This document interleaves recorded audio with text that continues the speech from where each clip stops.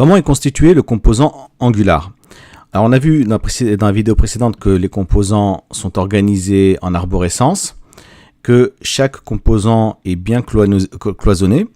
Alors nous allons voir comment est constitué un composant Angular.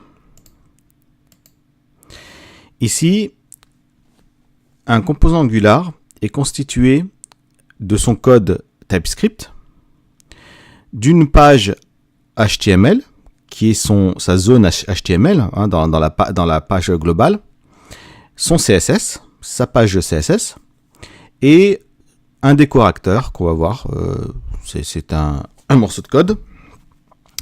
Et ce composant est totalement cloisonné, hermétique, dans le sens où les composants extérieurs ici ne peuvent pas voir le code de ce composant. Et ici, vous avez les entrées-sorties. Alors, d'un point de vue code, comment ça se présente?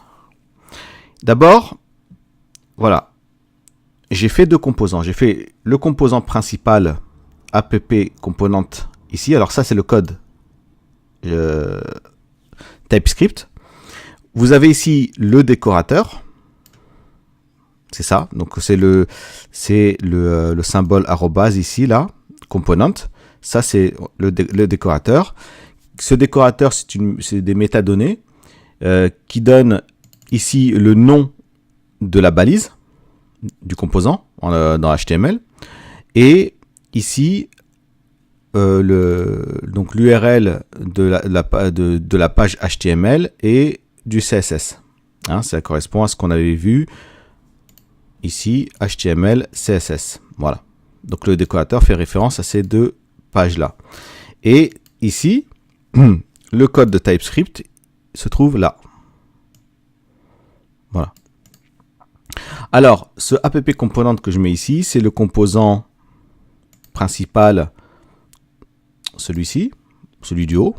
Et je vais lui faire je vais ici faire un composant enfant qu'il va contenir. Alors, le composant enfant, il est là, dans un répertoire enfant. On a tout, on a le CSS, l'HTML et la partie TypeScript, avec toujours le décorateur et ici, voilà. Alors dans le décorateur ici, donc la balise s'appelle app enfant et je vous montre tout de suite,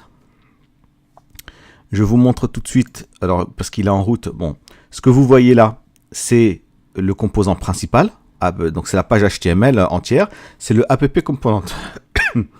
C'est le composant principal. Bon, j'ai eu un petit programme vite fait, mais bon, c'est pas important. Il y a un bouton. Alors, je vais rajouter l'enfant. Comment je rajoute l'enfant? Je vais dans le... Alors ici, voici l'enfant. Je vais dans le HTML. Alors, regardez l'HTML de l'enfant. On a marqué enfant works. J'ai fait un petit CSS vite fait. Voilà, color, border, wide. Et je vais rajouter maintenant dans le composant parent qui est là, app component HTML, je vais rajouter l'enfant. Je vais dire app enfant.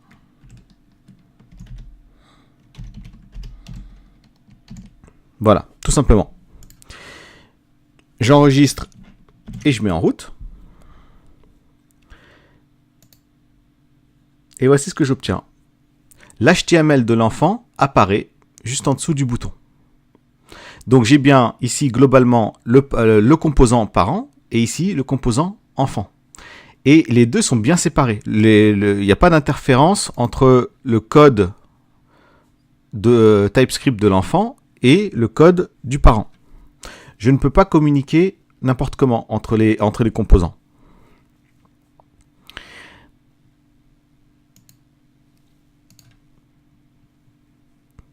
Voilà, ici, alors, c'est le parent, donc c'est le TypeScript du parent. Alors, au niveau TypeScript, on n'a rien fait de spécial. Tout s'est passé au niveau du HTML. Voilà. On peut communiquer à partir du TypeScript avec l'enfant, mais à ce moment-là, il faut écrire du code supplémentaire pour accéder à l'enfant. Donc, on n'accède pas à l'enfant n'importe comment. Hein. On crée des entrées ou des sorties entre le parent et l'enfant.